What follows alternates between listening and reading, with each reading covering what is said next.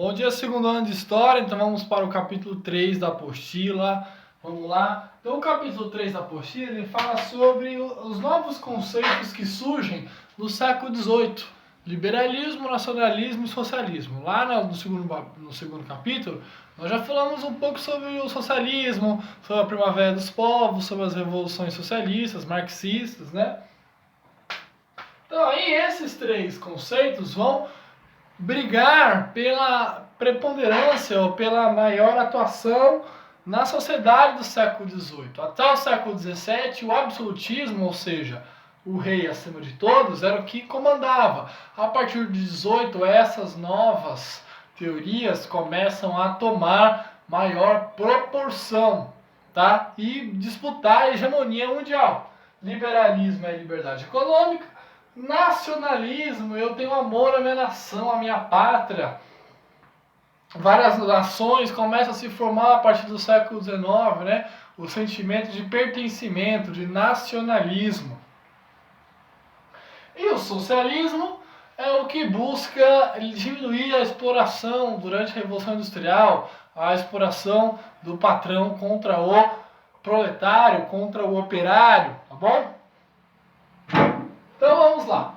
O nacionalismo ele gerou duas unificações de dois países importantes e posteriormente a Primeira Guerra Mundial. A Primeira Guerra Mundial ela é uma consequência da Revolução Industrial e dos nacionalismos do século XIX. Tá?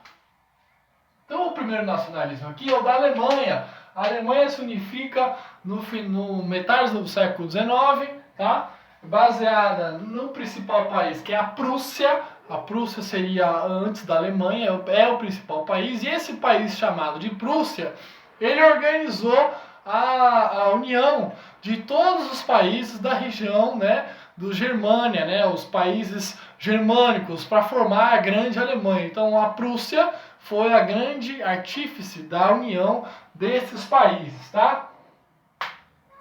Você teve uma guerra importante, foi a Guerra Franco-Prussiana. Então a França lutou com a Prússia, que no futuro seria a Alemanha, e aí já começa a rivalidade que vai ser mais evidente na Primeira Guerra Mundial, entre a Alemanha e França, né? A França já tinha lutado com a Prússia, que era o principal estado, antes da unificação alemã. Zollverein, vocês já estudaram isso, porque eu já ensinei isso para vocês mais de uma vez.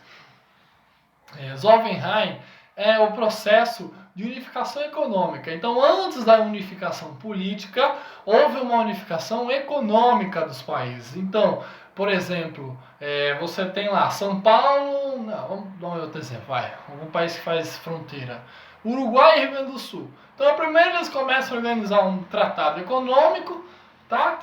Não tem mais tarifa, e depois evolui para uma unificação política. Estado do Rio Grande do Sul e Uruguai formam um novo país, Rio Grande e Uruguai, sei lá, qualquer coisa assim. Então o que acontece? Primeiro houve uma unificação econômica, que é o Zollverein, ou seja, todos os países da região da Germânia vão ter a mesma cobrança de impostos, beleza, vai favorecer a economia. E depois houve essa transformação do Zollverein para a unificação em um país único, a Alemanha, tá bom? A Itália foi a mesma coisa. Giuseppe Garibaldi foi o principal artífice da unificação italiana. Na Itália você tinha vários condados, principados, reinos, e foi difícil o convencimento de todos esses príncipes e duques dessa união, da formação nacional. Só que tinha um elemento histórico no passado, que era o Império Romano. Na região da Itália, antigamente era o Império Único, o Império Romano. Então, relembrando esses velhos tempos, relembrando a Idade Antiga, quando o Império Romano era o hegemônico no planeta, conseguiu-se chegar a uma conclusão e unificação de toda a região da Península Itálica em um único país, a Itália, tá? O país que mais deu trabalho, ou a região que mais deu trabalho, foi Roma e o Vaticano. Roma tinha que ser a capital da Itália porque tinha a parte histórica, simbólica da época do Império Romano. Então era fundamental que Roma aderisse a essa unificação. E por outro lado, o Estado do Vaticano, que é o Estado do Papa. O Papa tinha medo de perder o seu poder, perder o seu Estado, o Estado do Vaticano. Então foram dois pontos importantes para a unificação. Óbvio, depois a Itália foi formada e houve um acordo, mas aí só na Primeira Guerra Mundial, Segunda Guerra Mundial, que o Mussolini vai dar vai dar autonomia para o Vaticano na região da Itália, ou seja, no Vaticano quem manda é o Vaticano, né? Não é o presidente da Itália, não é o primeiro-ministro da Itália, é o Papa, é o Vaticano, é o exército, a polícia do Vaticano lá, própria daquela região, tá? Mas isso é assunto para outra aula. Então, os mais difíceis de conseguir essa unificação foi o Vaticano e o Estado de Roma, que era o principal, mais importante de todos, tá bom? Tchau!